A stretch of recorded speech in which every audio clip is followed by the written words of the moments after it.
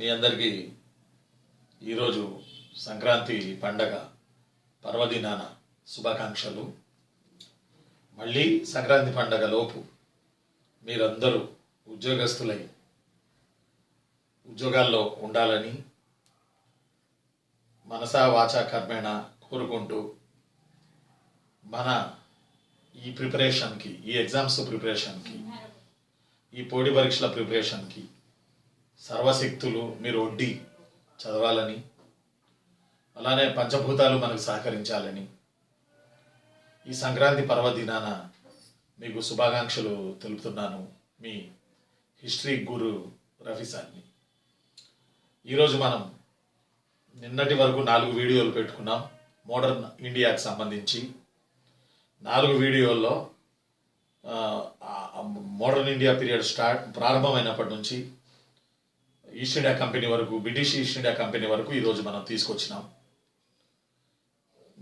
పోయిన 4వ వీడియోలో ఆ 4 వీడియో హెడ్డింగ్ ఏం పెట్టున్నామంటే APPSC, TSPSC, Dutch, Dane, British, modern India by Rafi sir part 4 అని రాసి ఉంది. అది మీరు వీడియోలో యూట్యూబ్లో మీరు సెర్చ్ చేస్తే మీకు దొరికిపోద్ది. నేను ఏమంటానంటే హిస్టరీ అనేది అన్ని సబ్జెక్టు లాంటిది కాదురా చిన్ను. ఎందుకు కాదంటే నిన్న వినకపోతే ఈరోజుది మీకు కొత్తగా ఉంటుంది హిస్టరీలో. మీరు వరుస వెంబడి వీడియోలన్నీ ఫాలో కండి, సీరియస్గా ఫాలో కండి. ఉద్యోగం వస్తే లైఫ్ మారిపోతుంది, అన్ని రకాల స్టేటస్ మారిపోతుంది. ఉద్యోగం రావాలి కాబట్టి మనం చదవాలి. మీరు ఒకళ్ళు కష్టపడండి, కొన్ని తరాలు వాళ్ళు ఉద్యోగస్తులు అవుతారు. మీ ఫ్యామిలీలో దాదాపుగా మన ఉద్యోగాలు ఉన్న ఫ్యామిలీలు చూస్తే వాళ్ళ ఫాదర్లు, వాళ్ళ తాతయ్యలు ఉద్యోగాల్లో ఉంటారు. ఆ వాతావరణం వాళ్ళకి అలవాటు పడి వాళ్ళు కూడా ఉద్యోగస్తులు అవుతారు. వాతావరణం, పరిస్థితులు, ఇంట్లో పరిస్థితులు ఇవన్నీ కలిపి వాళ్ళు ఉద్యోగస్తులు అవుతారు. అలానే మన తల్లిదండ్రులు, మన తాతలు ఒకప్పుడు అడ్డా కూలీలు అయి ఉండవచ్చు. వాళ్ళకి దినం గడిచి ఉండకపోవచ్చు, వాళ్ళు చాలా బాధలు పడి ఉండవచ్చు. కానీ అలాంటి కుటుంబాల నుంచి వచ్చిన వాళ్ళం, నేను కానీ మీరు కానీ మనందరం. ఎవరో ఒక ఆయన కష్టపడి, దేవుడి అంశమే అనుకోండి, కష్టపడి ఒక జాబ్ కొట్టారనుకోండి. ఇలాంటి వంశాల్లో, ఇలాంటి కుటుంబాల్లో ఒకళ్ళు జాబ్ కొట్టారనుకోండి, చాలిక నేను ఆ జాబ్ కొట్టిన ఆయన్ని నేను హిస్టరీ గురువుగా ఏమంటానంటే మగధీరుడు అంటాను నేను. ఆయన ఒక్కడు జాబ్ కొట్టేస్తే ఇక ఆ తర్వాత వాళ్ళ తరాలు ఉద్యోగాల్లోనే ఉంటారు, సంతోషంగా ఉంటారు. కారణం ఆ పరిస్థితులు కుటుంబంలో అలా ఉంటాయి. కాబట్టి ఇంత నేను ఎందుకు చెప్తున్నానంటే ఖచ్చితంగా మనం జాబ్ హోల్డర్స్ అయ్యి తీరాలి. వచ్చే సంక్రాంతి లోపు మన ఉద్యోగాల్లో కూర్చోవాలి. కారణం మీ శ్రమ, మీ పట్టుదల, మీ అంకిత భావం, మీ నిజాయితీ ఇవి కలుపుకోండిరా. ఉద్యోగం ఎందుకు రాదు? సబ్జెక్ట్ అదే వచ్చింది. ఓకే, ఇప్పుడు మన సబ్జెక్ట్లోకి వెళ్దాం. ఈరోజు పండగ దినాన, ఈరోజు మీ అందరికీ తెలుసు, ఇది మన 14వ తారీఖు 2019. ఈరోజు జనవరి నెల. ఈ జనవరి నెలలో మనం స్టార్ట్ అయ్యి కొన్ని రోజులు అయింది. మంచి నిర్ణయాలు తీసుకుని ఉంటారు లైఫ్లో, మీరు వాటిని ఖచ్చితంగా అమలు చేయండి. ఓకే, అయితే ఈరోజు మనం 5వ వీడియో చేయబోతున్నాం. 4వ వీడియోకి కంటిన్యూగా 5వ వీడియోని మనం చేయబోతున్నాం. 4వ వీడియోకి కంటిన్యూగా ఈ 4వ వీడియోలో నేను ఏం చెప్పానంటే ఆంగ్లేయులు 1611లో, అదే బ్రిటిష్ ఈస్ట్ ఇండియా కంపెనీ 1611లో వీళ్ళు మచిలీపట్నంలో దుకాణం పెట్టారు. మహమ్మద్ కులీ కుతుబ్ షా పర్మిషన్ ఇవ్వడం ద్వారా అని మనం చెప్పుకున్నాం. కానీ మచిలీపట్నంలో వీళ్ళు ఎక్కువ కాలం లేరు. 1611లో వీళ్ళు మచిలీపట్నంలో స్థావరం పెట్టుకున్నారు. 1622లో వీళ్ళు మచిలీపట్నం నుంచి వెళ్ళిపోయారు 22లో. కాబట్టి మచిలీపట్నం తొలి స్థావరం భారతదేశంలో ఆంగ్లేయులది కాదు అని మనం చెప్పుకున్నాం. అయితే దీనికి ఒక రెమెడీ ఇచ్చాం పోయినసారి. ఏం చెప్పామంటే తొలి స్థావరం కాదు అని అన్నప్పటికీ మచిలీపట్నంలో వీళ్ళు లేనందున ఇంగ్లీష్ వాళ్ళు శాశ్వతంగా సూరత్లో ఉన్నారు. కానీ మచిలీపట్నంలో ఓ 10 ఏళ్ళ నుండి వెళ్ళిపోయినందున మచిలీపట్నాన్ని తొలి శాశ్వత వర్తక స్థావరం కాదు అని మనం పోయినసారి వీడియోలో 4వ వీడియోలో మనం చెప్పడం జరిగింది. అయితే చిన్ను మీరు బాగా గుర్తుపెట్టుకోండి, ఆంగ్లేయులు 1611లో మచిలీపట్నం నుంచి 1622 వరకు ఉండి 22లో మచిలీపట్నం వదిలేసి వెళ్ళిపోయారు. ఎందుకు వెళ్ళిపోయారు అనే చోట నేను మీకు ఆపాను. ఎందుకు వెళ్ళిపోయారు, 10 ఏళ్ల తర్వాత మచిలీపట్నం ఎందుకు వదిలేసి వెళ్ళారు అంటే వాళ్ళు చెప్పిన కారణం ఏంటంటే మీరు వింటే ఆశ్చర్యపోతారు, వెరైటీగా ఉంటుంది, కామెడీగా కూడా ఉంటుంది. అలానే మీరు మనసుకు తీసుకోకండి. ఎందుకు అంటున్నానంటే ఆ రోజుల్లో మచిలీపట్నం ఓడరేవు గోల్కొండ సుల్తాన్ల కింద ఉంది. ఏది ఇక్కడున్న గోల్కొండ సుల్తాన్ల కింద ఉంది మచిలీపట్నం ఓడరేవు. ఇక్కడున్న గోల్కొండ సుల్తాన్లకి మచిలీపట్నంలో ఉన్న ఓడరేవు పర్యవేక్షణ కష్టమైంది. అంటే లాంగ్ కదా, ఇప్పుడంటే సమాచారాలు ఇవన్నీ ఉన్నాయి, అప్పుడు సమాచారాలు ఇవన్నీ లేవు కదా, లాంగ్ ఉండే.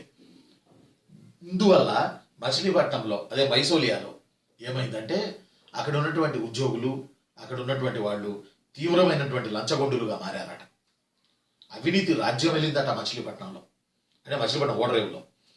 అందువల్ల ఈ ఈస్ట్ ఇండియా కంపెనీ వాళ్ళు చేసుకునే వ్యాపారం కన్నా వీళ్ళకి కట్టాల్సినటువంటి లంచం ఎక్కువైపోయింది, అవినీతి ఎక్కువైపోయింది. అందువల్ల ఈ అవినీతిని తట్టుకోలేక East India Company, British East India Company మచిలీపట్నాన్ని వదిలేసి వాళ్ళు మెడ్రాస్ దగ్గర శాంధోమ్ అనే ప్రదేశానికి వెళ్ళారు. అక్కడ వ్యాపారం చేశారు కానీ అంత లాభం కనపడలా. ఆ తర్వాత పులికాట్ వద్దాం అనుకున్నారు. పులికాట్కి వద్దామని అంటే పులికాట్లో డచ్ వాళ్ళు ఉన్నారు. డచ్ వాళ్ళ ప్రధాన స్థావరం పులికాట్.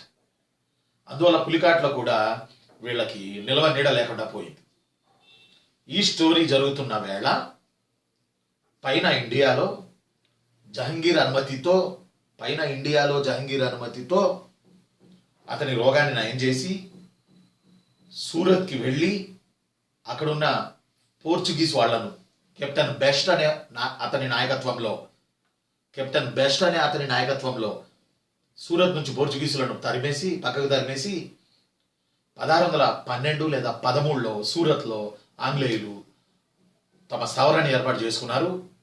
భారతదేశంలో ఆంగ్లేయుల శాశ్వత వర్తక తొలి స్థావరం సూరత్ అని పోయిన వీడియోలో 4వ వీడియోలో మనం చెప్పుకోవడం జరిగింది. మోడర్న్ ఇండియాకి సంబంధించి 4వ వీడియోలో చెప్పుకోవడం జరిగింది. అయితే మనకి బాగా గుర్తుపెట్టుకోండి, జహంగీరు 1612 లేదా 13లో సూరత్ని బ్రిటిష్ వాడికి ఇచ్చాడు.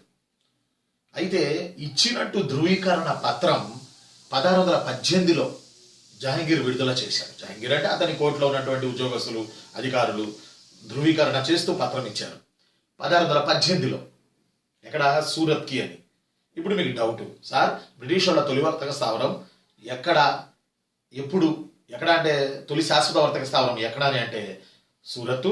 అది ఎప్పుడు అని మీరు అడిగితే 1612 లేదా 13 అని గుర్తుపెట్టుకోండి. పోయినసారి కూడా మీకు నేను చెప్పాను, ఓకేనా?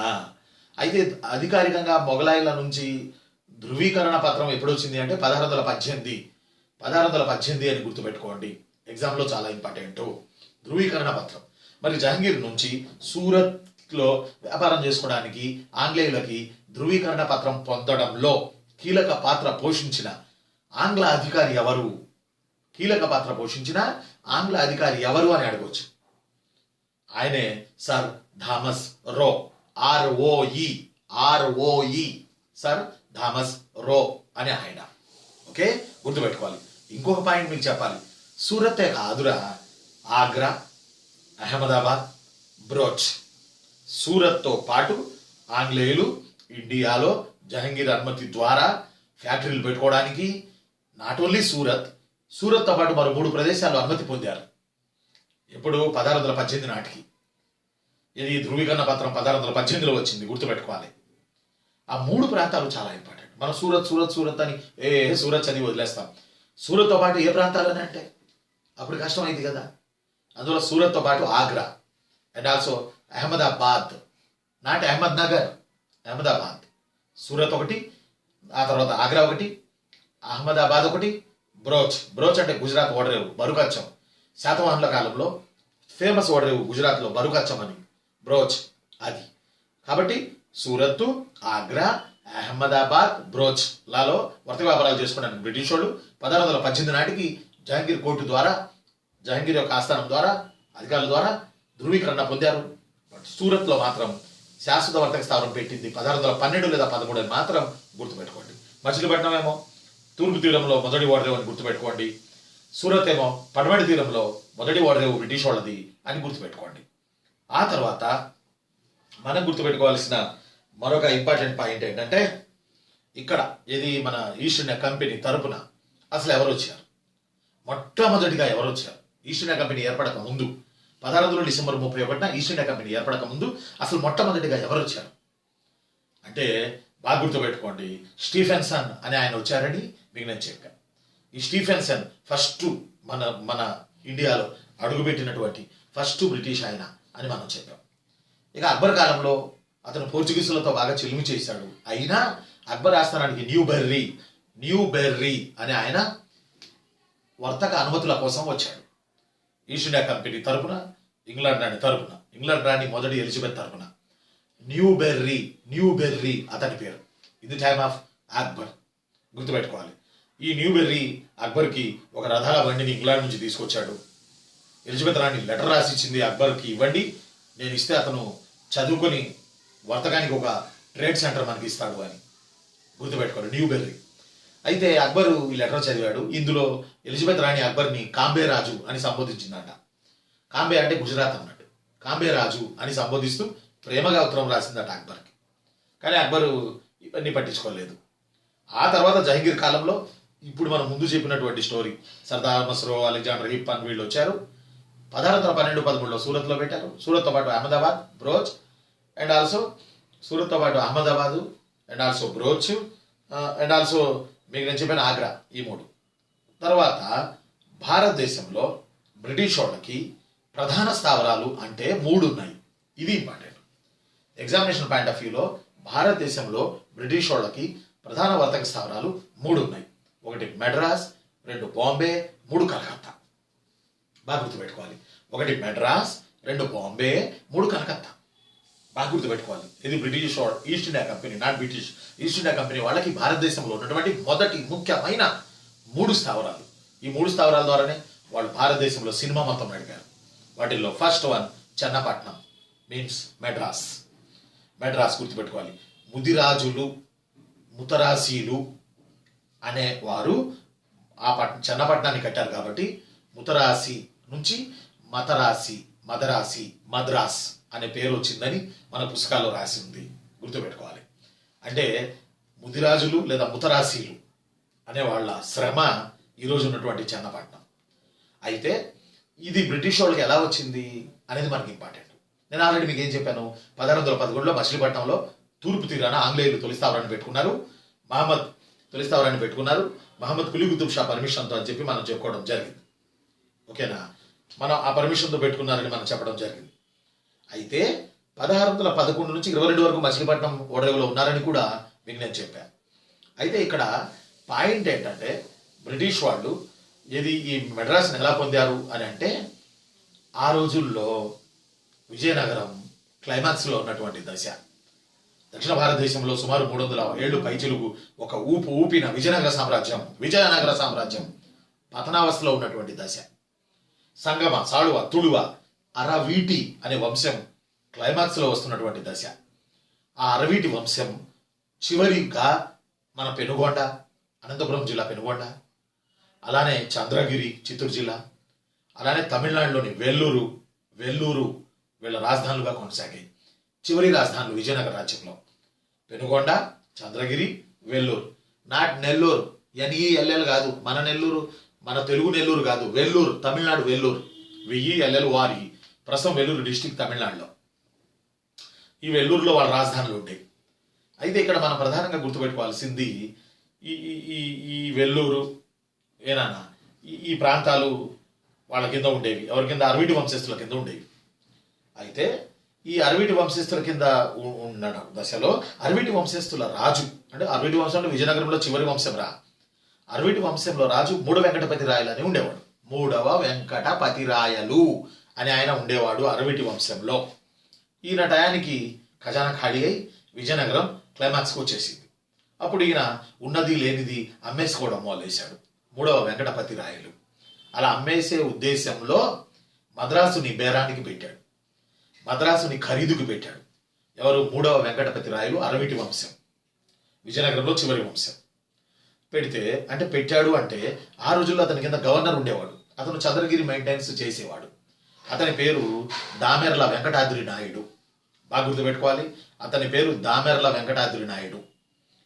ఈయనకి చెప్పాడు చంద్రగిరి గవర్నర్ అయిన ఇతనికి, 3వ వెంకటపతి రాయలు, రాజుగారైనా 3వ వెంకటపతి రాయలు, అయ్యా మద్రాసుని అమ్మేద్దాం, ఎవరన్నా కొంటారేమో చూడు, ఖజానా ఖాళీ అయింది, రాజ్యం నడపడం కష్టంగా ఉంది అని. అప్పుడు ఈ బేరానికి మద్రాసును పెడితే ఆల్రెడీ మచిలీపట్నంలో బ్రిటిష్ వాళ్ళు ఉన్నారు కనుక, ఈస్ట్ ఇండియా కంపెనీ ఉంది కనుక ఆడొక కౌన్సిల్ని ఏర్పాటు చేసుకుని మచిలీపట్నంలో వ్యాపారం చేసుకుంటున్నారు. ఇది 1611 నుంచి 22 మధ్య. అప్పుడు వాళ్ళకు కౌన్సిల్ ఉంది మచిలీపట్నంలో, వ్యాపార కౌన్సిల్. ఆ కౌన్సిల్కి ఫ్రాన్సిస్ డే అని ఆయన, ఇంగ్లీష్ ఆయన అధ్యక్షుడు. ఫ్రాన్సిస్ డే, మళ్ళీ చెప్తున్నా చిన్ను, ఏం లేదు, జాబు కొట్టి తీరాలి అంతే, జాబు కొట్టి తీరాలంతే. ఆయన పేరు ఫ్రాన్సిస్ డే, మచిలీపట్నం ఆంగ్ల కౌన్సిల్ సభ్యుడు, అధ్యక్షుడు కాదు, ఆంగ్ల కౌన్సిల్ సభ్యుడు. ఇతను దామెర్ల వెంకటాద్రి నాయుడు దగ్గర మద్రాసుని ఖరీదుకి కొనడం జరిగింది. ఎంత కొన్నారనేది ఎన్ని పుస్తకాలు తిరిగేసినా మనకు క్లారిటీ లేదు. అయితే మద్రాసుని ఖరీదుకి కొన్నారు. ఎవరు? మచిలీపట్నం ఆంగ్ల కౌన్సిల్ సభ్యుడు ఫ్రాన్సిస్ డే. ఫ్రాన్సిస్ డే అని ఆయన అమ్మింది దామెర్ల వెంకటాద్రి నాయుడు. ఎవరి ఆజ్ఞల మేరకు? 3వ వెంకటపతి రాయలు ఆజ్ఞల మేరకు. ఈ దామెర్ల వెంకటాద్రి నాయుడు వాళ్ళ ఫాదర్ పేరు దామెర్ల చెన్నప్ప నాయుడు, గుర్తుపెట్టుకోవాలి. ఆ చెన్నప్ప నాయుడు పేరిటే చెన్నపట్నం అని వచ్చింది. ఆ చెన్నపట్నమే నేడు చెన్నై అని పిలువబడుతుంది. ఓకేనా?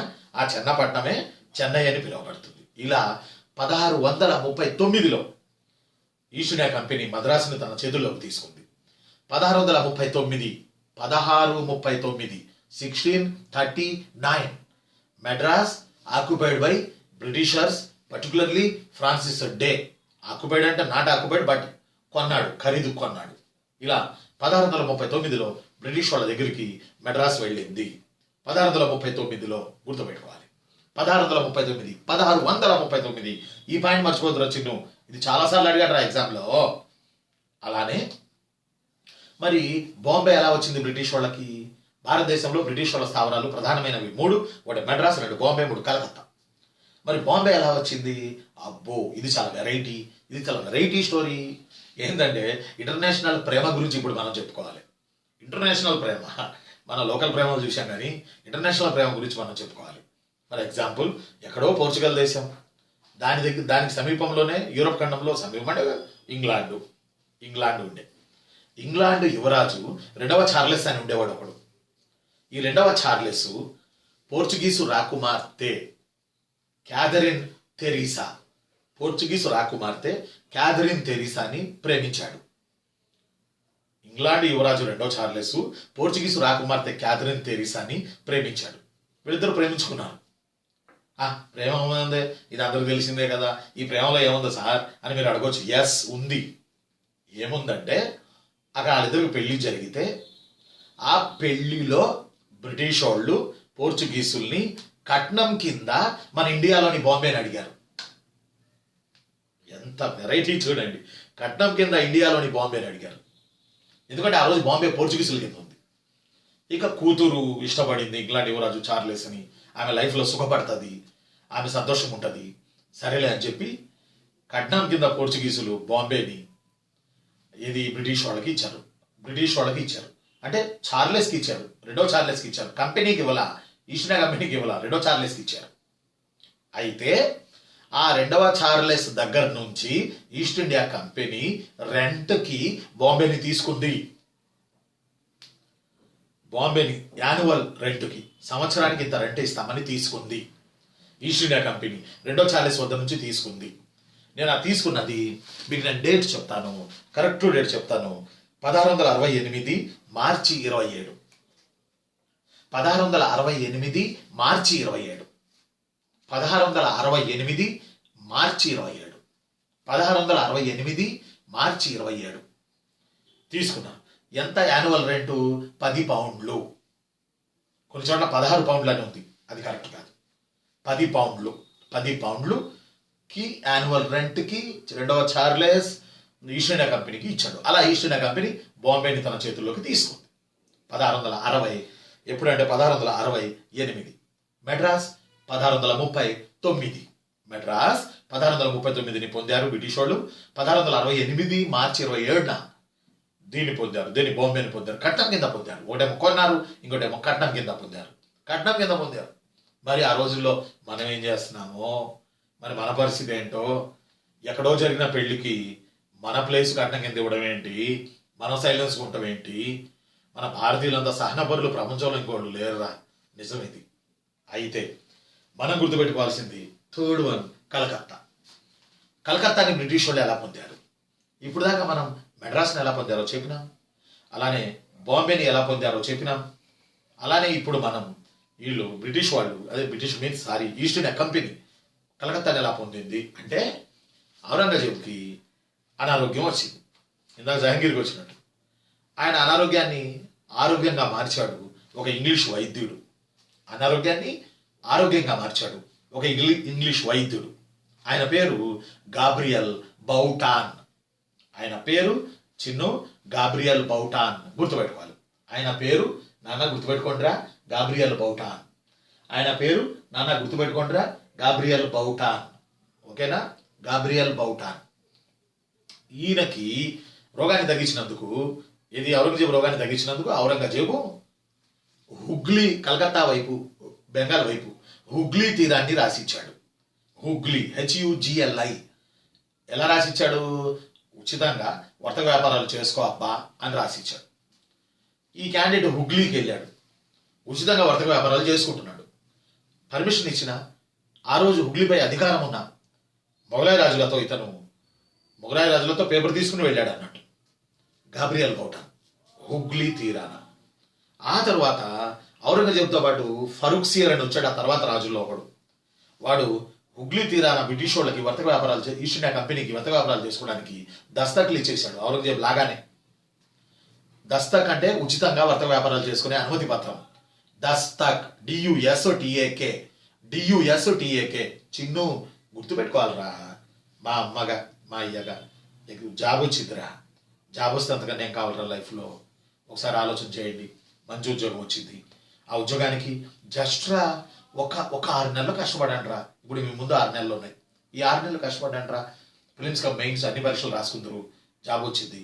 SI పిల్లలు, కానిస్టేబుల్ పిల్లలు, 2 రాష్ట్రాల SI పిల్లలు, కానిస్టేబుల్ పిల్లలు, గ్రూప్స్ రాయబోతున్న పిల్లలు, గ్రూప్ 1 మెయిన్స్లో, గ్రూప్ 1 ప్రిలిమ్స్ రాయబోతున్నటువంటి పిల్లలు, ఇంకా ఇండియన్ గవర్నమెంట్ ఎగ్జామ్స్ రాస్తున్నటువంటి పిల్లలు, ఎంతోమంది పిల్లలు. మోడర్న్ ఇండియా మెయిన్ సిలబస్ కాబట్టి నేను దాన్ని టేకప్ చేశాను. ఇప్పుడు పాఠం చెప్పుకుందాం. ఓకేనా? ఇప్పుడు పాఠం చెప్పుకోవాలి, ఎక్కువైపోతుంది, పాఠం చెప్పుకోవాలి. ఆ పాఠంలో కలకత్తాకి వెళ్ళినటువంటి గాబ్రియల్ బౌటాన్, ఆ తర్వాత ఫరూక్సియర్ ఇచ్చిన అనుమతి పత్రాలు, ఫ్రీ దస్తకులు, వీటన్నిటి వల్ల ఇంగ్లీష్ ఈస్ట్ ఇండియా కంపెనీ అక్కడికి చేరి అక్కడి నుంచి మెల్లగా కలకత్తాలోకి జొరబడ్డానికి ప్రయత్నం చేశారు బ్రిటిష్ వాళ్ళు. కలకత్తా పశ్చిమ బెంగాల్ అంటే పంటలు పండే ప్రాంతం, ఓడలే ఉన్న ప్రాంతం, ఆర్థిక ఐశ్వర్యం కూడబెట్టిన ప్రాంతం, బ్రిటిష్ వాళ్ళ కళ్ళల్లో పడ్డ సుందరమైన సారవంతమైన ప్రాంతం, సుందర బన్స్ ఉన్న ప్రాంతం. దీని మీద వాళ్ళ మనసు పడింది. దీని మీద ఎవరు? బ్రిటిష్ వాళ్ళు, ఈస్ట్ ఇండియా కంపెనీ వాళ్ళు. వీళ్ళు ఎప్పుడైతే దాని మీద పడ్డారో అక్కడ మెల్లగా కలకత్తాలో జొరబడటం స్టార్ట్ చేశారు. సుల్తానాతి, గోవిందాపూర్, కాళీఘాట్. సుల్తానాతి, గోవిందాపూర్, కాళీఘాట్. మళ్ళీ చెప్తున్నా వినండి. సుల్తానాతి, గోవిందాపూర్, కాళీఘాట్. ఈ 3 ప్రాంతాల్లోకి చొరబడి వర్తక వ్యాపారాలు చేసుకోవడం, ఫ్యాక్టరీలు పెట్టుకోవడం, ఇవన్నీ చేయడం మొదలెశారు బ్రిటిష్ వాళ్ళు. ఈ నేపథ్యంలో అక్కడ లోకల్ నవాబులు ఉంటారుగా. బెంగాల్ అంటే మొఘలాయిల సుబాల్లో ఒక సుబా బెంగాల్, ఆర్థికంగా బలోపేతమైన సుబా. వర్తక వ్యాపారాలు, సముద్రం, సారవంతమం, గంగా నది, అలానే దామోదర నది, ఆ పైన బ్రహ్మపుత్ర నది, ఇవన్నీ ఉన్నాయి అక్కడ. చాలా సారవంతమైనటువంటి ప్రాంతాలు అవి. కాబట్టి ఈ సారవంతమైనటువంటి ప్రాంతాల మీద బ్రిటిష్ వాళ్ళు దృష్టి పడి లోనకి జరుగుతున్నారు. అప్పుడు బెంగాల్ నవాబులు ఉన్నారు, మన మొఘలాయిల కింద ఉన్నవాళ్ళు. వాళ్ళు ఫీల్ అయ్యి బ్రిటిష్ వాళ్ళను రాకుండా చేయడానికి, అడ్డుకట్ట వేయడానికి ప్రయత్నం చేశారు. ఆ మిషాలోనే జరిగిన యుద్ధాలు ప్లాసీ యుద్ధం, బక్సార్ యుద్ధం. 1757 ప్లాసీ యుద్ధం, 1764 బక్సార్ యుద్ధం. బెంగాల్ నవాబులకి బ్రిటిష్ వాళ్ళకి మధ్య జరిగినటువంటి యుద్ధాలు. సరే, వీటిని కొంచెం పక్కన జరిగితే సుతనది, గోవిందాపూర్, కాళీఘాట్ ఈ 3 కలిపితే కలకత్తా అయింది. జాబ్ చార్నాక్ అని ఆయన కలకత్తాని నిర్మించడం జరిగింది. Architect, chief architect of Calcutta Job Charnock. CHARNAC, Job Charnock అని ఆయన. ఈయన కలకత్తా నగర నిర్మాత, chief architect and engineer also. ఈ కలకత్తా నగరం బ్రిటిష్ వాళ్ళ చేతుల్లోకి 1696లో వచ్చింది. 1696లో కట్టడం అండ్ బ్రిటిష్ వాళ్ళ చేతిలోకి రావడం 1696లో వచ్చింది. ఇప్పుడు నాకు చెప్పండి, మెడ్రాస్ ఎప్పుడు వచ్చింది? చెప్పండి రా నాన్న. మద్రాసు ఎప్పుడు వచ్చిందిరా? 1639. అలానే కలకత్తా ఎప్పుడు వచ్చిందిరా? 1696. బాంబే ఎప్పుడు వచ్చిందిరా? 1668. ఈ 3 మీకు మ్యాచ్ ది ఫాలోయింగ్ అనో డైరెక్ట్గా ఇయర్ ఎప్పుడనో అడిగే అవకాశాలు 100% ఉన్నాయి. అందువల్ల మళ్ళీ చెప్తున్నా వినండి, మెడ్రాస్ బ్రిటిష్ వాళ్ళ చేతుల్లోకి వెళ్ళింది 1639. అలానే బాంబే 1668. అలానే కలకత్తా 1696. 90లో కలకత్తా పూర్తయిందని మనకు బుక్స్లో రాసింది. 96లో బ్రిటిష్ వాళ్ళు దీని మీద ఆధిపత్యాన్ని సాధించేశారు. సాధించి ఆ తరువాత కలకత్తాలో ఓవర్ యాక్షన్ చేశారు బ్రిటిష్ వాళ్ళు వ్యాపారాల్లో. అందువల్ల మండిన లోకల్ నవాబులు వీళ్ళతో యుద్ధాలు చేయడానికి సుమారుగా ఇంకొక 50 ఏళ్ళు పట్టింది. 50 ఏళ్ళు బ్రిటిష్ వాళ్ళకి బెంగాల్ నవాబులకి ఘర్షణలు జరుగుతూనే ఉన్నాయి. తర్వాత 1757లో బ్రిటిష్ వాళ్ళు ప్లాసీ యుద్ధంలో గెలిచారు. అయితే ఇప్పుడు మనం ఒక పాయింట్ చెప్పుకోవాలి. ఇక్కడ ఏంటంటే ఈరోజు ఇందాక మనం ఒక మాట చెప్పాం. ఇందాక మనం చెప్పినటువంటి మాట ఏంటంటే బాంబేని 1668లో 2వ చార్లెస్ వద్ద నుంచి ఈస్ట్ ఇండియా కంపెనీ కొని తన వ్యాపారానికి పెట్టుకున్నది. అలా కొన్న దానికి మొట్టమొదటి గవర్నర్ ఎవరని అడిగితే, బాంబేకి మొట్టమొదటి గవర్నర్ ఎవరని అడిగితే బాగా గుర్తుపెట్టుకోండి, జార్జి ఆక్సన్ డన్ అని ఆయన. జార్జి ఆక్సన్ డన్ అని ఆయన. మళ్ళీ చెప్పనారా? జార్జి ఆక్సన్ డన్ బాంబేకి ఫస్ట్ గవర్నర్. మళ్ళీ మీకు ఒక కన్ఫ్యూజన్ ఉంది. హెన్రీ ఆక్సన్ డన్ అని ఇంకొక ఆయన ఉన్నాడు. జార్జి ఆక్సన్ డన్ వేరు, హెన్రీ ఆక్సన్ డన్ వేరు. జార్జి ఆక్సన్ డన్ బాంబేకి first governor. Henry Oxenden, ఒక్కసారి మిమ్మల్ని బ్యాక్ తీసుకెళ్తా పాఠం, మీరు కంగారు పడకండి. 1660 దాటిన ప్రాంతంలో ఈయన శివాజీ పట్టాభిషేకం చేసుకోవడం జరిగింది. శివాజీ పట్టాభిషేకం జరిగింది. ఈ పట్టాభిషేక మహోత్సవానికి చాలా మందిని ఆయన ఆహ్వానించాడు. ఆకాశం అంతా పందిరి వేశాడు, భూదేవంతా వేదిక ఏర్పాటు చేశాడు. శివాజీ పట్టాభిషేక మహోత్సవం. ఈ పట్టాభిషేక మహోత్సవానికి శివాజీతో చెలిమి చేసి, అంటే బాంబే వాళ్ళతో చెలిమి చేసి, మహారాష్ట్ర వాళ్ళతో చెలిమి చేసి, బాంబే ఆ చుట్టుపక్కల ఓడరేవులను ఎలాగైనా తమ కైవసం చేసుకోవాలని, బాగా గుర్తుపెట్టుకోవాలి, కైవసం చేసుకోవాలని బ్రిటిష్ వాళ్ళు ముందు నుంచి ప్రయత్నం చేశారు. హెన్రీ ఆక్సన్ డన్ అనే ఆయన శివాజీ పట్టాభిషేక మహోత్సవానికి హాజరైన ఆంగ్ల ప్రతినిధి. బాగా గుర్తుపెట్టుకోవాలి. 1674 జూన్ 16, ఇప్పుడు గుర్తొచ్చింది. 1674 జూన్ 16 శివాజీ పట్టాభిషేకం చేసుకుంది. అప్పుడు వీళ్ళు వచ్చారన్నట్టు. ఇంకేమైనా ఆల్రెడీ అప్పటికే 1668లో బాంబేని పొందున్నారు. 1674లో ఇంకా మహారాష్ట్రలోని కొలాబాని అవని ఇవని ఇంకా మరిన్ని ఓడరేవులు లభించాలని శివాజీతో చెలిమి చేయడానికి వచ్చారు. 1674, 1668లోనే బాంబేని పొంది ఉన్నారు. అది కట్టం కింద కొనుక్కున్నది, శివాజీ దగ్గర కాదు. కాబట్టి 1668 బాంబే, 1674 హెన్రీ ఆక్సన్ డన్ మరికొన్ని ప్రాంతాల కోసం శివాజీని అడగడానికి వచ్చాడు పట్టాభిషేక మహోత్సవానికి. ఆయన పేరు హెన్రీ ఆక్సన్ డన్. ఇప్పుడు బాంబే ఫస్ట్ గవర్నర్ ఏమో నేను మీకు చెప్పాను, జార్జి ఆక్సన్ డన్. ఓకేనా? మీకు మళ్ళీ వీడియో ఆపి చూసుకుంటే మాత్రం మీకు ఇంకా క్లారిటీ ఉంటుంది. ఆ తర్వాత అసలు బ్రిటిష్ వాళ్ళు ఏం తీసుకెళ్లారు? బ్రిటిష్ వాళ్ళ తరఫున ఈస్ట్ ఇండియా కంపెనీ మన దేశం నుంచి ఏ వస్తువులు ఎగుమతి చేసుకుని వెళ్ళింది? దిగుమతులు ఏముండవు, మన నుంచి దోచుకోవడమే తప్ప మనం అక్కడ నుంచి తెచ్చుకునేది ఏముండదు. అంటే వ్యాపారం ఎకనామిక్స్లో లాగా ఏకపక్ష వ్యాపారం జరిగింది, అంతేగాని వ్యాపార సమతౌల్యం జరగల. ఎగుమతులు దిగుమతులు లేవు, ఎగుమతులు మెయిన్.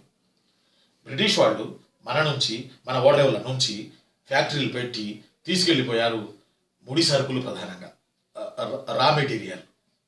బ్రిటిష్ వాళ్ళు తొలుత మన దేశం పట్ల వలసవాదం, తర్వాత వాణిజ్యవాదం, తర్వాత సామ్రాజ్యవాదం అనే 3 థియరీలను ప్రవేశపెట్టారు. వలసవాదం అంటే మనల్ని అడుక్కొని మన సంస్థానాధీశుల కాళ్ళు చేతులు పట్టుకొని వర్తక వ్యాపారాలకి ఫ్యాక్టరీలు పెట్టుకోవడానికి ఓడరేవుల వద్ద అనుమతి పొందడం, దీన్ని వలసవాదం అంటారు. ఇందులో తయారైన వస్తువులను ఎత్తుకెళ్తారు. మన ఇండియాలో మనం తయారు చేసిన అద్భుతమైన అబ్బురపరిచే వస్తువులు తీసుకెళ్తారు, అక్కడ అమ్మేసుకుంటారు. వస్త్రాలు కావచ్చు, ఇంకోటి కావచ్చు. బట్ రెండవది వాణిజ్యవాదం. వాణిజ్యవాదంలో ఇక్కడ ఉన్నటువంటి వస్తువులు తీసుకెళ్లరు, రా మెటీరియల్ తీసుకెళ్తారు. ఆ రా మెటీరియల్ మనం ఇవ్వాలి, నయానో భయానో. ఒకవేళ మనం ఈనానాం అనుకోండి, మన ఇబ్బంది పెడతారు. మనం ఆల్రెడీ వస్తువులు తయారు చేసే కుటీర పరిశ్రమల నైపుణ్యం కలిగిన మనుషులం మనం అనాది కాలం నుంచి భారతదేశంలో. బట్ మన వాళ్ళు రా మెటీరియల్ అడిగినప్పుడు మనం అవి తయారు చేసే పరిస్థితి లేక కూనరిల్లిపోయాల్సిన పరిస్థితి ఏర్పడింది. ఈ రా మెటీరియల్ తీసుకెళ్లి ఇంగ్లాండ్లో వస్తువులు తయారు చేసి తెచ్చి మళ్ళీ మనకే అమ్ముతారు. అప్పుడు మనం వెండి బంగారాల రూపేణ వాళ్ళ వస్తువులు మనం కొనాలి. తప్పనిసరిగా వాళ్ళ వస్తువులు మనం కొని తీరాలి. కొనకపోతే మనకు నడవదేడా. దీనినే వాణిజ్యవాదం అంటారు. అప్పుడు మన బంగారం అంతా ఇంగ్లాండ్కి తరలిపోతుంది. దీనినే వాణిజ్యవాదం అంటారు. ఒక దేశపు వెండి బంగారు నిల్వలు మరో దేశానికి ధారాళంగా ప్రవహించడాన్ని వాణిజ్యవాదం అంటారు. దీనివల్ల ఆ బంగారు నిల్వలు కోల్పోయిన దేశం ఆర్థికంగా బీద దేశంగా మారిపోతుంది. మన పరిస్థితి అదే. మూడోది సామ్రాజ్యవాదం. సామ్రాజ్యవాదం అంటే ఇక్కడ ఉన్న ప్రభుత్వాన్ని కూల్చేసి, ఆర్థిక దన్నుతో ఇక్కడున్న ప్రభుత్వాన్ని కూల్చేసి ఇక్కడ ఉన్నటువంటి ప్రభుత్వాలను తాము క్యాప్చర్ చేసుకుని తమే పరిపాలన స్టార్ట్ చేస్తారు. దీన్ని సామ్రాజ్యవాదం అంటారు. ఓకే, దీన్ని సామ్రాజ్యవాదం అంటారు. అంటే వలసవాదం ఈజ్ఈక్వల్ కలోనలిజం, వాణిజ్యవాదం మర్కంటైలిజం, సామ్రాజ్యవాదం అంటేనేమో ఇంపీరియలిజం. డల్హౌసీ నాటికి ఇంపీరియలిజాన్ని బ్రిటిష్ వాళ్ళు భారతదేశం మొత్తం పెట్టారు. కాబట్టి వీళ్ళు ఎగుమతులు ఏంటి? ఒకటేమో కాటన్, ఇంకోటేమో నేను చెప్తాను చూడండి సిల్క్, మూడోది ఇండిగో అంటే నీలిమందు. ఈ నీలిమందు ఏంటంటే దీనికి ఆకులు ఉంటాయి. ఆ ఆకుల్ని తొట్టెలో వేసి మరగబెట్టి ఆ తర్వాత వచ్చే నురగ లాంటి పదార్థంతో బట్టలను కాంతివంతంగా తయారు చేయడం. అందుకోసం నీలిమందు పంట. నీలిమందు, అద్దకం, డై అంటాం చూడండి, బట్టలకి అద్దకం. అలానే ఉప్పు, అలానే సుగంధద్రవ్యాలు, అలానే పొటాషియం నైట్రేట్, అదేరా సూర్యకారం, మందుగుండు సామగ్రిరా. అలానే నల్ల మిరియాలు. ఇవి బ్రిటిష్ వాడు భారతదేశం నుంచి ప్రధానంగా తీసుకెళ్ళింది. ఓకేనా? గుర్తుపెట్టుకోండి, వెరీ వెరీ ఇంపార్టెంట్. అయితే ఇప్పుడు మీకు ఇంకో పాయింట్ నేను చిన్నది చెప్తా. బాంబేలో 1668లో రెండో చార్లెస్ దగ్గర నుంచి బ్రిటిష్ వాడు ఈస్ట్ ఇండియా కంపెనీ బాంబేని 10 పౌండ్ల, బాగా గుర్తుపెట్టు, 10 పౌండ్ల రెంట్కి యాన్యువల్కి తీసుకోవడం జరిగింది. అలా 10 పౌండ్లు యాన్యువల్ రెంట్కి తీసుకున్న తర్వాత ఈస్ట్ ఇండియా కంపెనీ వాళ్ళు, అదే బ్రిటిష్ వాళ్ళు, బాంబేలో ఒక చర్చ్ కట్టారు. అంటే క్రైస్టియానిటీని ఇండియాలో వ్యాప్తి చేయడానికి. ఆ చర్చి పేరు బాగా గుర్తుపెట్టుకోండి, థామస్ క్యాథడ్రల్ చర్చి. కొన్ని చూస్తారా, ఎందుకంటే ఇంపార్టెంట్వి, తప్పులు పోకూడదు కదా, మీకు ఉపయోగపడాలి కదా. Thomas cathedral church ఎప్పుడురా? 1700 బాగా గుర్తుపెట్టు 18లో కట్టారు. థామస్ క్యాథడ్రల్ చర్చి బ్రిటిష్ వాళ్ళు బాంబేలో కట్టారు. ఇది బాంబేలో కట్టబడిన first British Anglican church. First British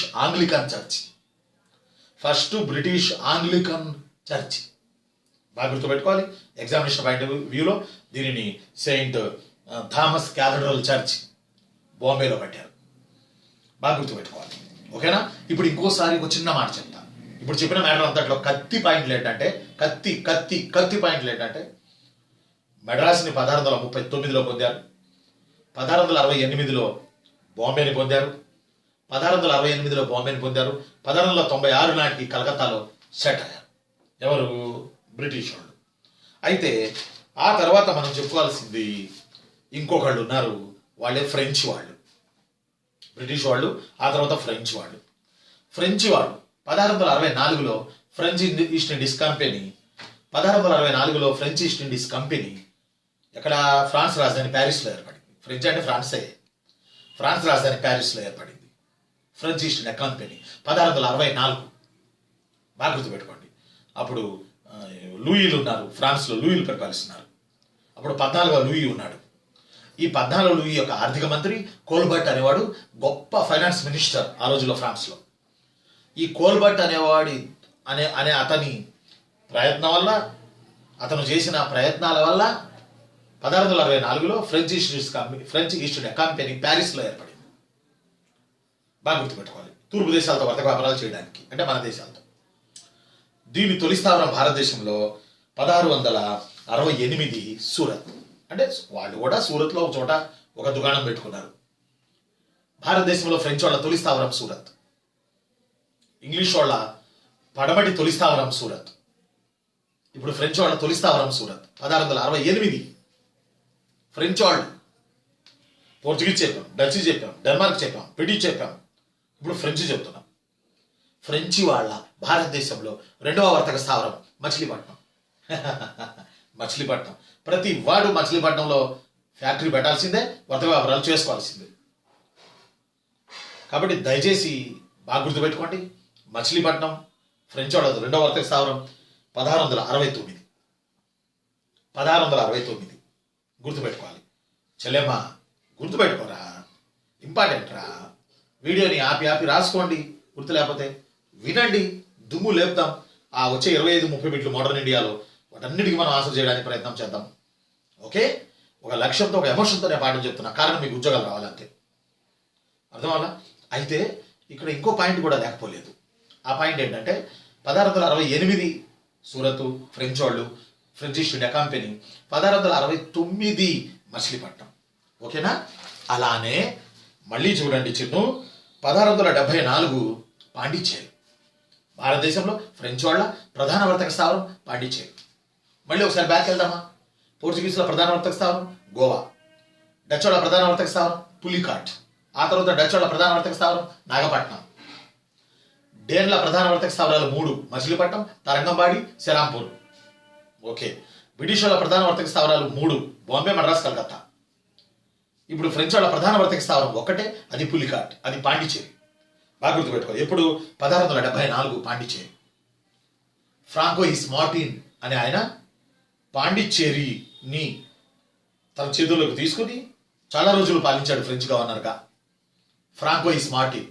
François MARTIN, François Martin అనే ఆయన. బాగా గుర్తుపెట్టుకోవాలి. ఎప్పుడు? 1674 పాండిచ్చేరి. ఇక్కడ ఫ్రెంచ్ వాళ్ళు ఫోర్ట్ లూయిస్ కోట కట్టారు. పాండిచ్చేరి లేదా పుదుచ్చేరిలో ఫ్రెంచ్ వాళ్ళు కట్టిన కోట పేరు ఫోర్ట్ లూయిస్. లూయిలు కదా ఫ్రాన్స్లో, ఆ పేరు పెట్టారు. ఫోర్ట్ లూయిస్, పాండిచ్చేరి లేదా పుదుచ్చేరి. దీనికి ఉన్న తెలుగు పేరేంటి? పాండిచ్చేరికి మనోళ్ళకి తెలుగు పేరు పెట్టారు. ఆ తెలుగు పేరేంటి? వాలి కొండాపురం. మళ్ళీ చెప్పనారా? పాండిచ్చేరికి ఉన్న తెలుగు పేరు వాలి, VALE, వాలి కొండాపురం. Thank you. ఆ తర్వాత 1696-92లో చంద్రనాగోర్, ఒరిస్సా పైన, దీనిని ఆక్యుపైట్ చేశారు ఫ్రెంచ్ వాళ్ళు. చంద్రనాగోర్ 1690-92లో. అలానే బాగా గుర్తుపెట్టుకోండి, 1721 యానం. యానం రా, మనకి గోదావరి జిల్లాల పక్కన అంచున వస్తుంది. ఆ పక్కన యానం. ఫ్రెంచ్ వాళ్ళ వర్తక స్థావరాల్లో యానం ఒకటి. ఎప్పుడు? 1721. యానం 1721. యానం 1721. యానం 1721. అలానే 1724 మాహే. ఇది మలబార్ తీరంలో ఉంది, కేరళకు చెందింది. మాహే 1725. 1725. 1721 యానం. 1724 కొన్ని బుక్స్లో 25 అని ఉంది. 2 ఇవ్వరా, ఒకటి ఇస్తాడు. 24 6 25 17 17 ఏది మహే 1739 కరైకాల్ 1739 కరైకాల్ బాగా గుర్తుపెట్టుకోవాలి. కరైకాల్ ఇవి ఫ్రెంచ్ వాళ్ళు తమ చేతుల్లోకి తీసుకున్న సంవత్సరం ప్లేసు. అయితే ఈ ఫ్రెంచ్ వాళ్ళు రోజు రోజుకి రెచ్చిపోతున్న వేళ వీళ్ళని ఎలాగైనా కంట్రోల్ చేయాలని బ్రిటిష్ వాళ్ళు ఫీల్ అయ్యారు.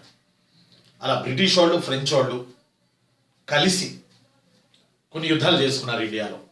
ఆ యుద్ధాలని కర్ణాటక యుద్ధాలని అంటారు. ఆ యుద్ధాలని ఏమంటారు? కర్ణాటక యుద్ధాలని అంటారు. గుర్తుపెట్టుకోవాలి. దీంట్లో ప్రధానమైనది ఏంటంటే మనం బాగా గుర్తుపెట్టుకోవాలి, కర్ణాటక యుద్ధాలు 3 జరిగాయి. ఆ యుద్ధాల గురించి మనం నెక్స్ట్ ఎపిసోడ్లో చెప్పుకోవడానికి ప్రయత్నం చేద్దాం. అయితే ఇక్కడ ఇంపార్టెంట్ పాయింట్ ఏంటంటే, ఇక్కడ చాలా చాలా ఇంపార్టెంట్ పాయింట్ ఏంటంటే ఇంకొకటి, ఇక్కడ చూడండి, మొన్న ఒక ఎగ్జామ్లో 4 పాయింట్లు అడిగాడు. ఓడరేవులు అడిగాడు, వాళ్ళకి చెందిన స్థావరాలు అడిగాడు. చెన్నపట్నం బ్రిటిష్ వాళ్ళది, కోజికోడ్ పోర్చుగీసులది, తరంగంబాడి డేన్లది, నాగపట్నం డచ్ వాళ్ళది. మన తెలంగాణ రాష్ట్రంలో జరిగిన కానిస్టేబుల్ ఎగ్జామ్లో ప్రిలిమ్స్లో అడిగాడు. ఈ 4 ఇచ్చి ఎదురుగా 4 ఇచ్చి 4 ఒకటి తప్పించి సరికాని జాతి గుర్తించండి అన్నాడు లేండి. ఇక్కడ పిల్లలు కన్ఫ్యూజ్ అయింది ఏంటంటే, చెన్నపట్నం అంటే మద్రాసు కాబట్టి British, Kozhikode Portuguese, Tharangambadi Dane, Nagapattinam Dutch. Dutch వాళ్ళ 2వ స్థావరం నాగపట్నం అని చెప్పినా కదా, మెయిన్ స్థావరం. ఫస్ట్ది డచ్ వాళ్ళది పులికాట్ అని చెప్పా కదా. అయితే ఇక్కడ ఇంపార్టెంట్ పాయింట్ ఏంటంటే, కోజికోడ్ అనేటప్పటికి పిల్లలు కన్ఫ్యూజ్ అయిపోయారు. కోజికోడ్ అంటేనే క్యాలికట్ రా, కొచ్చిన్ అంటే కోజికోడ్ కాదు, క్యాలికట్టే. వాడు క్యాలికట్ పెట్టకుండా తెలివిగా కోజికోడ్ అన్నాడు. అందువల్ల చూడండి, మళ్ళీ చెన్నపట్నం బ్రిటిష్ వాళ్ళది, కోజికోడ్ పోర్చుగీసులది, తరంగంబాడి డెన్మార్క్ వాళ్ళది, నాగపట్నం డచ్ వాళ్ళది. ఇది కరెక్ట్ ఆన్సర్. అయితే మీకు ఇంకోటి ఏంటంటే, ఇప్పుడు కర్ణాటక యుద్ధాల వరకు వచ్చి మనం ఇక్కడ ఆగాం ఈ పండగ పర్వదినాన. కర్ణాటక యుద్ధాలు ఇప్పుడు మొదలేస్తే ఖచ్చితంగా గంట పడుతుంది. అది మనం నెక్స్ట్ వీడియోలో చెప్పుకుందాం. మనకు ప్రాబ్లం ఏంటంటే, కర్ణాటక యుద్ధాలలో మనకు మెయిన్ ప్రాబ్లం ఏంటంటే, ఇందులో ఎవరెవరు ఉన్నారు, ఎందుకు తన్నుకున్నారు, ఇందులో పార్టిసిపేట్ చేసింది ఎవరు, అసలు ఏంటి, ఎన్ని పుస్తకాలు చదివినా కన్ఫ్యూజనే ఉంటుంది. ఆ కన్ఫ్యూజన్ని లేకుండా క్లియర్గా నేను దుమ్ము లేపడానికి మీకు ప్రయత్నం చేస్తా. ఏ యుద్ధాలలో? కర్ణాటక యుద్ధాలలో. ప్రధానంగా బాగా గుర్తుపెట్టుకోండి. ఇది నెక్స్ట్ వీడియో, 6వ వీడియోలో, మోడర్న్ ఇండియా 6th వీడియోలో. ఓకే, 6వ వీడియోలో. అయితే ఇంకో పాయింట్ ఏంటంటే, ఈ రోజు నుంచి నేను ఇంకోటి చేద్దాం అనుకుంటున్నాను మీకు ఈ వీడియోలో. ఇంకో కత్తి పాయింట్ ఏంటంటే, ఒక ప్రశ్న అడుగుతాను మిమ్మల్ని. ఆ ప్రశ్నకి మీరు ఆన్సర్ నాకు కామెంట్స్ కింద పెట్టాలి. నా వీడియోస్ లైక్ చేయండి, సబ్స్క్రైబ్ చేయండి. ఖచ్చితంగా మనం ఇంకా పొటెన్షియాలిటీగా ముందుకెళ్దాం. ఇది మాత్రం మరి చూసి వదిలేయకండి. లైక్ చేయండి, సబ్స్క్రైబ్ చేయండి. అయితే మిమ్మల్ని నేను ఒక ప్రశ్న అడుగుతాను. ఆ ప్రశ్నకి నాకు కామెంట్ల కింద మీరు ఆన్సర్ పెట్టాలి. నేను నెక్స్ట్ వీడియోలో ఆ విజేత పేరు చదువుతాను. ఓల్ తెలుగు 2 రాష్ట్రాల్లో తన పేరు తెలిసిపోతుంది, తను కష్టపడుతున్నది కూడా తెలిసిపోతుంది. వాళ్ళందరి ఆశీర్వాద బలం మీకు వస్తుంది. అందువల్ల ఆ క్వశ్చన్ ఏంటంటే, బాగా వినండి, ఒక పేపర్ మీద రాసుకోవడానికి ప్రయత్నం చేయండి. 1919 రౌలత్ చట్టం అని జరిగింది ఇండియాలో, ఫ్రీడమ్ మూమెంట్లో. ఈ రౌలత్ చట్టం కాలంలో ఈ చట్టానికి వ్యతిరేకంగా ఢిల్లీలో బహిరంగ భారీ ఉద్యమం నడిపిన ఆధ్యాత్మిక గురువు ఎవరు? బాగా గుర్తుపెట్టుకోవాలి. ఆధ్యాత్మిక గురువు ఎవరు? 1919 రౌలత్ చట్టాలకు వ్యతిరేకంగా ఢిల్లీలో భారీ ఉద్యమాన్ని నడిపిన ఆధ్యాత్మిక గురువు ఎవరు? ఇక్కడ అంటున్నాను నేను, ఆధ్యాత్మిక గురువు ఎవరు అంటున్నాను నేను. ఇది ఇంపార్టెంట్ ఎగ్జామినేషన్ పాయింట్ ఆఫ్ వ్యూలో. ఓకే, దీనికి ఆన్సర్ నాకు కామెంట్స్ పెట్టండి. నేను మీ పేరు నెక్స్ట్ వీడియోలో 6th వీడియోలో నేను మీకు ప్రకటిస్తాను. అలానే ఇంకోటి ఏంటంటే, ఫెస్టివల్ అవగానే 20 సండే వస్తుంది, ఈ జనవరి 21 మండే వస్తుంది. ఈ మండే నుంచి మన డ్రీమ్స్ ఇన్స్టిట్యూట్లో కొత్త బ్యాచీలు స్టార్ట్ అవుతాయి. జనరల్ స్టడీస్ బ్యాచీలు, గ్రూప్ 2 బ్యాచీలు, తెలంగాణ అండ్ ఆంధ్ర బ్యాచీలు స్టార్ట్ అవుతున్నాయి. ఆ రోజు మీరు ఆఫీస్ని సంప్రదించండి. ఆ రోజు మీరు జాయిన్ అవ్వడానికి ప్రయత్నం చేయండి. నేనే కాదు, నాలా చెప్పే అద్భుతమైనటువంటి లెక్చరర్లు ఉన్నారు మన డ్రీమ్స్ ఇన్స్టిట్యూట్లో, వాళ్ళు కూడా మీకు పాఠాలు చెప్తారు. మరి ఈరోజు మనం ఏం చెప్పుకున్నాం? ఒక్క ఈస్ట్ ఇండియా కంపెనీ గురించి మాత్రమే మనం చెప్పుకోవడానికి మనకు 1 గంట సరిపోయింది. ఇంకా కొన్ని పాయింట్లు మిగిలిపోయి ఉన్నాయి. ఇది నెక్స్ట్ వీడియోలో నేను మీకు పెట్టి ఖచ్చితంగా ఈ వీడియోలోని కొన్ని పాయింట్లు మళ్ళీ రిపీట్ చేసి